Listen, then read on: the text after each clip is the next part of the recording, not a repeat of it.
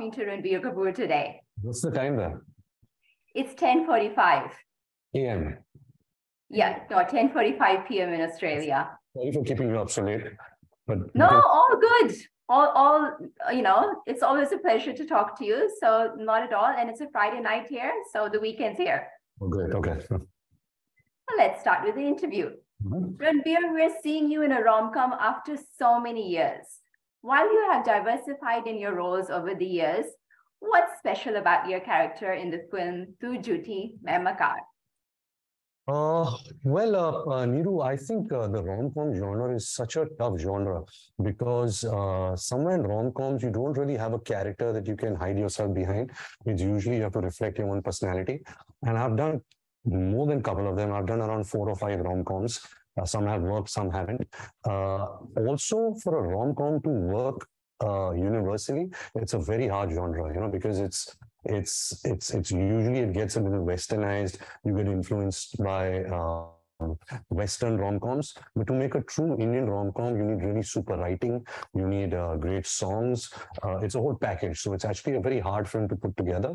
Having said that, I think if I only kind of did rom-coms in my career, and it's probably a genre that I'm kind of accepted in, I think the audience would get bored of me like in a jiffy. So it was very important that, I tried my hand in different films, different parts, different characters.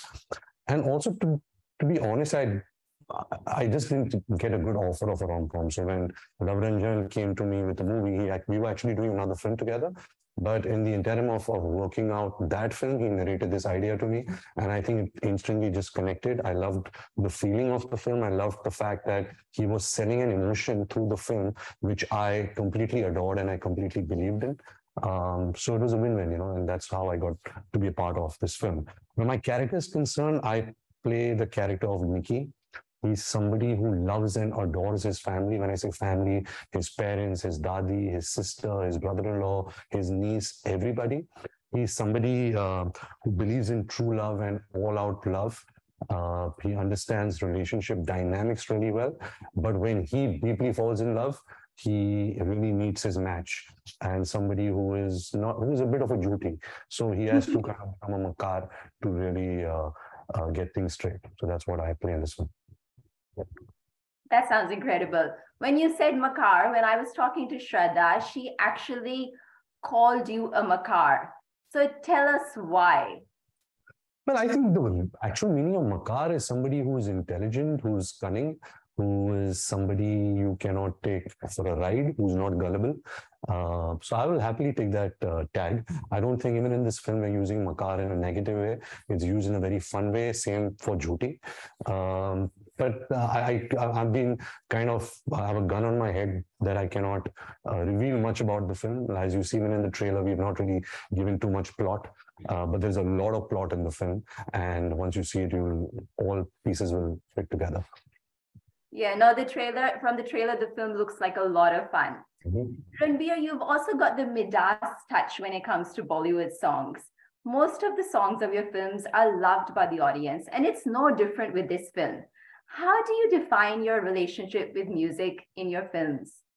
I think very early on not in my career, in my life, and because I come from a film family and I've come from, family of so many actors and actresses, and I really understood the value of music in their movies, starting from Mr. Raj Kapoor to Shammi Kapoor, Shashi Kapoor, my father, my mother, my cousins, everybody had such strong music. And I think Indian cinema is such a rare industry where music plays really a big part. Of course, with audiences growing, taste buds and choices, and also the new filmmakers. A lot of filmmakers are finding it really hard to keep lip sync songs in the film, which kind of sucks because I truly understand a value of a good song. I always believe that an actor in his career, he's always known more for his songs than his movies. So I've been lucky to really, especially partner with Pritam, with Arijit Singh, with Amitabh Bhattacharya, with A.R. Rahman, and all the great musicians. And and I love doing songs. I work really hard at my songs so that it can really appeal to people, a larger number of audience. And with Tu Jhuti and Makar, we really have 7 great songs, 7 or 8, I think, great songs in the film. And people will really have a blast when they see it on screen. No, we're already enjoying a few of the songs. Thank you. Ranbir, the last time we talked to you was your film Sawariya. 15 years and yeah, 15 years and 30 roles later, how has life changed for you, especially as a father? Well, there are two sides to me, I guess, now, right? There's a professional side and a personal side. Where the professional side is concerned, I'm still, an artist consumed by the desire for a brighter future, for brighter roles, for inspiration, for doing good work, for not being too skilled at the same time, trying to keep myself new, trying to keep myself raw. And try and surprise myself so I can surprise my audience.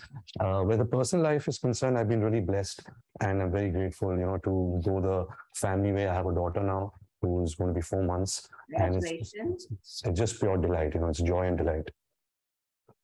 Beautiful. It must be a beautiful feeling.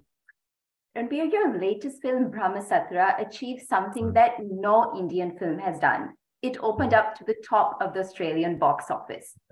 How did you feel at that moment? And did it bring back fond memories of Australia when you were here shooting for your film, Bachna Hai Hasina?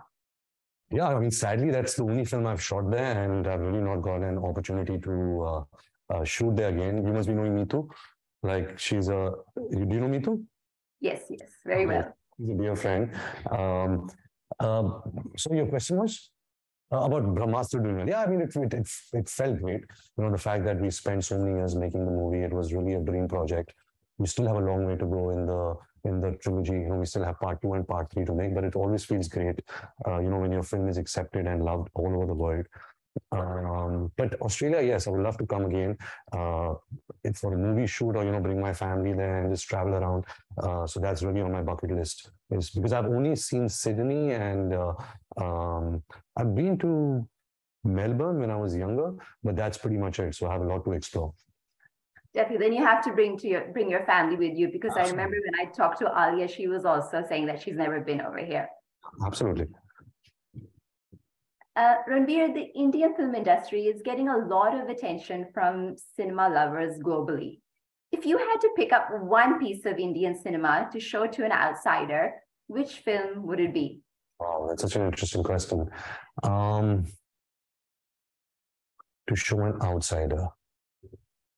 Well, RRR is being loved and adored all over the world, and deservingly so. But if I had to choose a Hindi film, since I work in the Hindi film industry, I would probably choose... See, I'm a very big personal fan of Dilwale Dulhaniya Le Jayenge, but I think that film is also loved and adored by everyone. But I think a film like Lage Raho Munna Bhai or Three Idiots, both of these films are my absolute favorites, and I would like to proudly present this film to everybody in the world. That's a good choice.